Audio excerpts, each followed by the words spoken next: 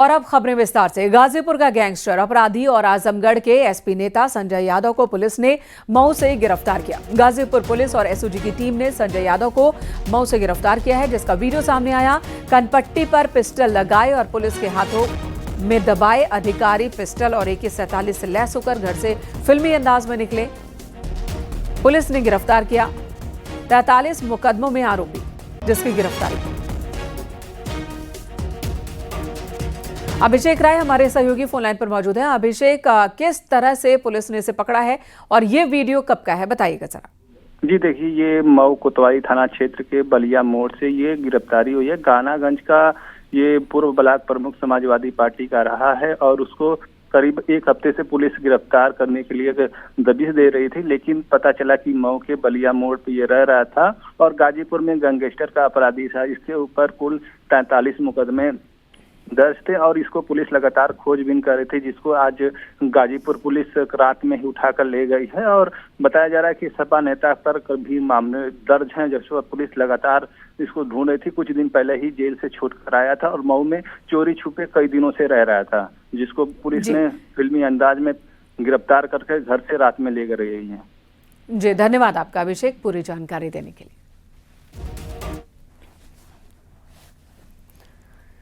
कानपुर में गंगा नदी उफान पर है। कानपुर के कई निचले इलाके में पानी भर गया। रोड पर कई फीट तक पानी भरा है और लोग पानी के बीच आने जाने को मजबूर हैं। आप तो चला ले, अब मैं आगे डंडा चलेंगे ज्यादा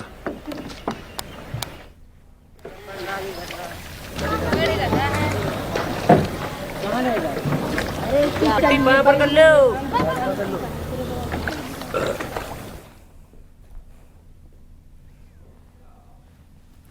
खबर उन्नाव से, जहां गंगा ने अपना रौद्र रूप दिखाना शुरू कर दिया है। उन्नाव के शुक्लागंज स्थित मीटर में गंगा खतरे के निशान से ऊपर बह रही है।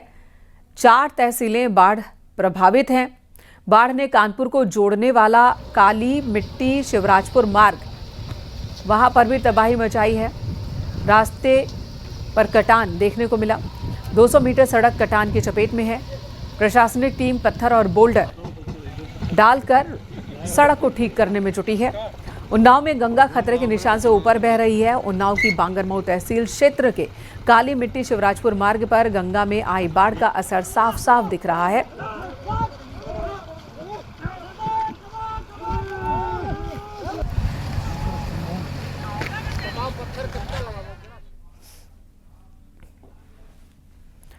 यूपी के 32 जिलों में आज हल्की बारिश और वज्रपात का अलर्ट है। गरज चमक के साथ छिटपुट बूंदाबांदी की संभावना है और अगले 4 से 5 दिन पूर्वी और पश्चिमी यूपी में भारी बारिश हो सकती है। अगले कुछ दिनों तक तराई के जिलों में रुक रुक कर तेज बारिश की चेतावनी जारी की गई है।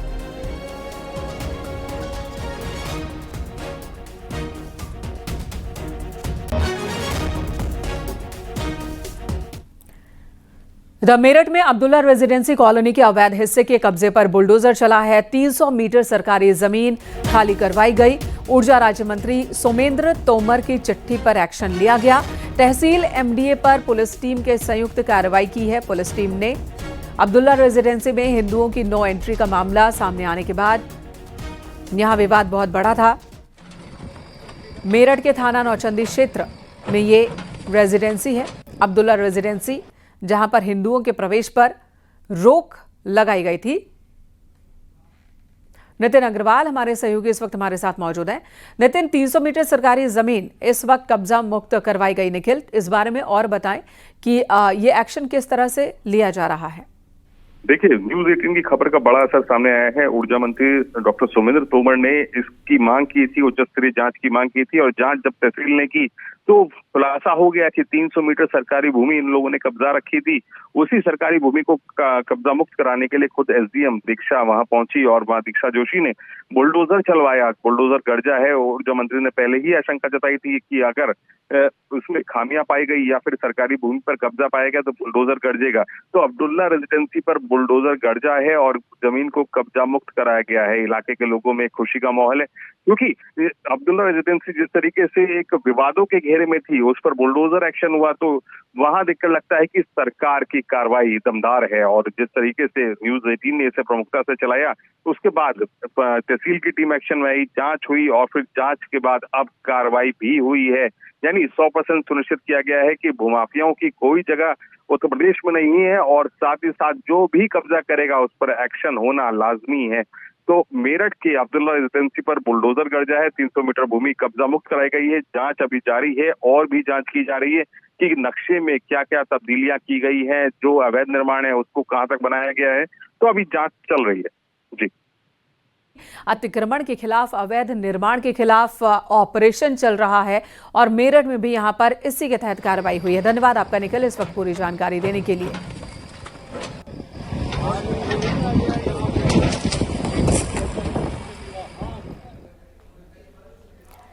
इधर दिल्ली के लक्ष्मी नगर में महिंद्रा के शोरूम से एक महिला ने थार गाड़ी का ट्रायल लेने की जिद की। महिला के जिद के बाद शोरूम की टीम ने उसे ट्रायल के लिए थार दे भी दी। शोरूम में महिला ने जैसे ही टेस्ट ड्राइव की शुरुआत की, पहली मंजिल से शीशा तोड़ते हुए वो नीचे आ गिरी। हादसे में महिला गंभीर रूप से घायल हो गई, गाड़ी भी टूट फूट गई। महिला का अस्पताल में इलाज चल रहा है।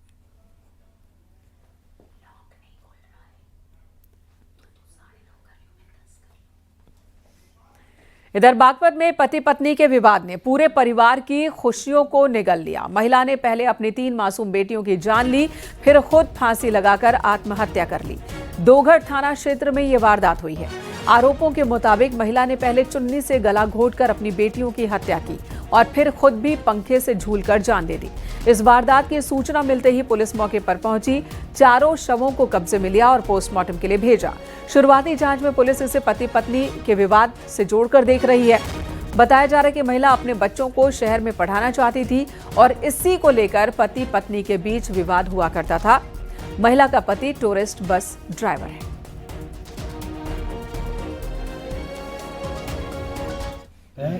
इसका विकास का मकान है। इसका 3 बालक है, एक लड़की पहली की है, 2 इसकी है। इसने जो है, इसका मालिक जो है टूरिस्ट बस चला हुआ है दिल्ली से। वो आज सुबह 3 बजे मकान पाया, वो सो रहा था यहाँ बाहर। उसने जो है अंदर बच्चों को बांट दिया शाम के टाइम, तीनों को चुन्नी से पड़ा भी मार दिया, आपको फांसी लगा कर मर गई। थाना दोघट पे सूचना मिली कि टीकरी गांव अंतर्गत एक घर है जिसमें एक महिला अपने बच्चों के साथ रहती है और इसका दरवाज़ा अंदर से बंद है और खुल नहीं रहा है। इस सूचना पर तत्काल थाना दोघट पुलिस जब यहाँ पर पहुँची तो आवश्यक वीडियोग्राफी करते हुए दरवाजे को तोड़कर जब खोला गया तो एक महिला का शव पंखे से लटका हुआ और अन्य इसके 3 बच्चों का शव बिस्तर पर पड़ा हुआ मिला। बच्चों के गले में भी चुन्नी लपेट के बांधी हुई थी। तो प्रथम दृष्टया ये मामला ऐसा लग रहा है कि महिला के द्वारा इन बच्चों का गला घोंट के स्वयं। यूपी बोर्ड की फर्जी वेबसाइट बनाने का एक मामला सामने आया। फर्जी वेबसाइट बनाकर गलत जानकारी दी जा रही है। यूपी बोर्ड के सचिव भगवती सिंह ने इसकी जानकारी दी। गलत सूचना से लोग ठगी का शिकार हो सकते हैं। लोगों से गलत वेबसाइट के इस्तेमाल न करने की अपील की गई। किसी भी सूचना, लिंक या भुगतान करने से बचें, ये निर्देश जारी किया गया है। लोगों को चेताया गया है, मिलती जुलती वेबसाइट पर कतई भी भरोसा न करें। यूपी बोर्ड की आधिकारिक वेबसाइट से ही जानकारी ले, ये जानकारी दी जा रही है। www.upmsp.edu.in। वहीं फर्जी वेबसाइट की बात की जाए, www.upmsp बीच में स्पेस है, edu.in है। साथ ही www.upmsonline.in ये 2 वेबसाइट जो कि फर्जी वेबसाइट बताई जा रही है, इसका इस्तेमाल न करें, ये चेतावनी जारी की गई है। यूपी बोर्ड की फर्जी वेबसाइट से ठगी का शिकार हो सकते हैं लोग। सचिव की ओर से जानकारी दी गई, लोगों को सतर्क रहने को कहा गया है।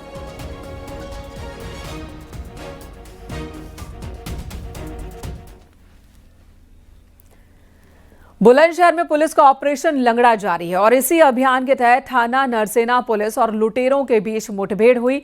पुलिस की जवाबी कार्रवाई में 2 लुटेरे गोली लगने से घायल हुए, जबकि तीसरा बदमाश मौके से गिरफ्तार किया गया।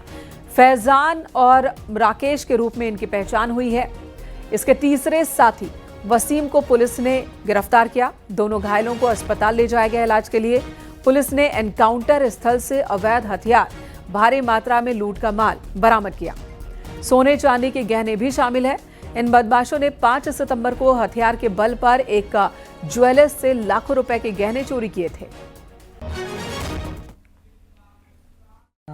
आज दिनांक 10/7/2025 को थाना नरसेना एवं स्वाट पुलिस टीम द्वारा संदिग्ध व्यक्ति एवं वाहनों की चेकिंग की जा रही थी। इस चेकिंग के दौरान तभी एक बाइक में 3 लोग सवार पुलिस की चेकिंग को देख तेजी से वाहन को बढ़ाने लगे। जब पुलिस ने इनका पीछा किया तो पुलिस से घिरता हुआ देख इन्होंने पुलिस पार्टी पे फायरिंग कर दी। आत्मरक्षा कार्रवाई में 2 व्यक्ति के पैर में गोली लगी है तथा तीसरे व्यक्ति को पकड़ने में पुलिस सफल रही है। जो 2 व्यक्ति के पैर में गोली लगी है उनकी पहचान फैजान और राकेश जो कि हापुड़ के रहने वाले तथा तीसरा व्यक्ति वसीम वो भी हापुड़ का रहने वाला है। सहारनपुर में पुलिस ने इंटरस्टेट गाड़ी चोर गिरोह के खिलाफ बड़ी कार्रवाई की और इस मुठभेड़ में गोली लगने से एक अपराधी जख्मी हो गया। इसके बाद पुलिस ने एक और बदमाश को गिरफ्तार किया। पुलिस ने मौके से चोरी की 3 मोटरसाइकिलें और अवैध हथियार बरामद किए हैं। बताया जा रहा है कि दोनों अपराधियों पर सहारनपुर और हरिद्वार में दर्जनों मुकदमे दर्ज हैं।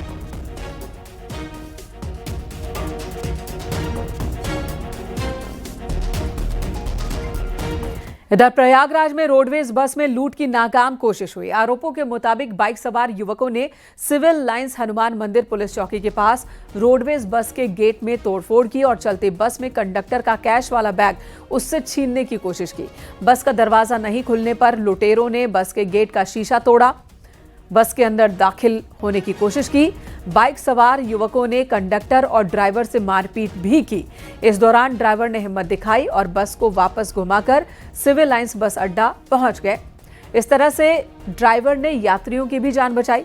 कंडक्टर ने बैग छीनने से भी बचा लिया। बस प्रयागराज से अयोध्या जा रही थी।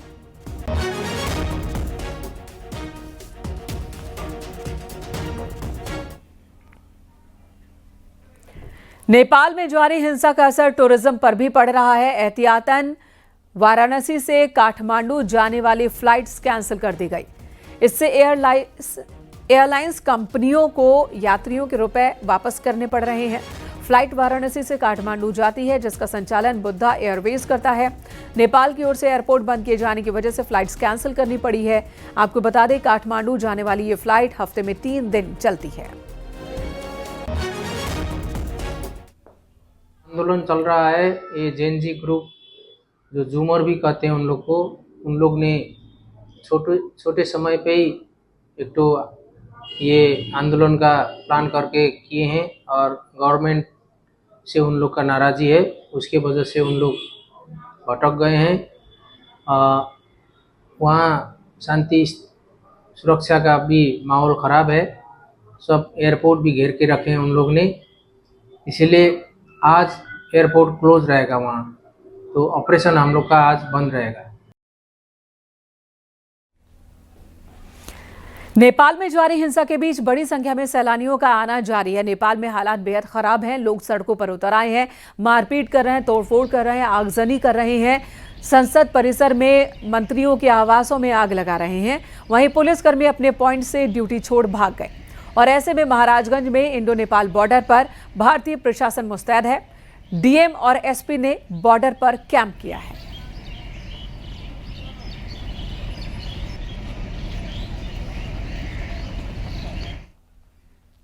नेपाल में जारी हिंसा और विरोध के बीच प्रदर्शनकारियों ने भारतीयों को भी निशाने पर लिया। नेपाल के काठमांडू में भारतीय ट्रकों को निशाना बनाया गया। प्रदर्शनकारियों ने भारतीय ट्रकों में तोड़फोड़ की है, शीशे तोड़ डाले हैं, ड्राइवर को बुरी तरह से पीटा है।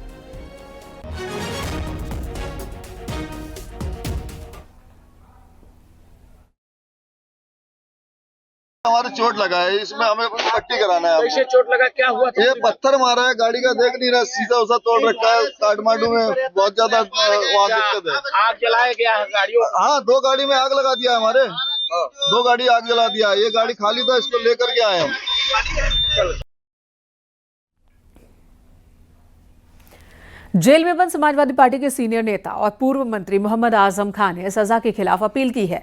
आजम खान की याचिका पर इलाहाबाद हाईकोर्ट आज फैसला सुनाने वाली है। अदालत ने दोनों पक्षों की बहस पूरी होने के बाद 12 अगस्त को फैसला सुरक्षित रखा था।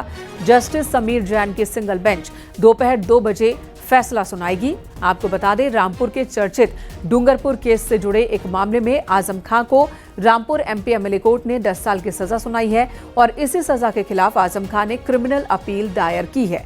इस मामले में ठेकेदार बरकत अली ने भी हाई कोर्ट में क्रिमिनल अपील दाखिल की है। शिकायतकर्ता अबरार के मुताबिक दिसंबर 2016 में आजम खां, रिटायर्ड सीओ आले हसन खान और बरकत अली ठेकेदार ने उसके साथ मारपीट की थी, जिसमें मारपीट और तोड़फोड़ का आरोप लगा था और इसी केस में आजम खां को पिछले साल 10 साल की सजा हुई थी।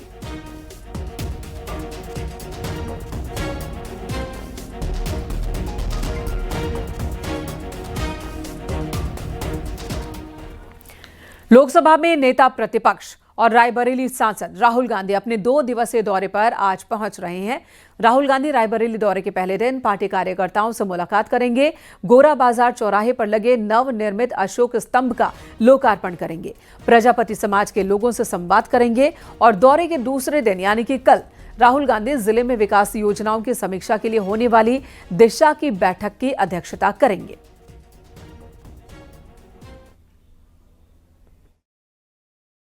रायबरेली में हमारे जननायक आदरणीय राहुल गांधी जी 2 दिवसीय दौरे पर आ रहे हैं 10 सितंबर और 11 सितंबर को।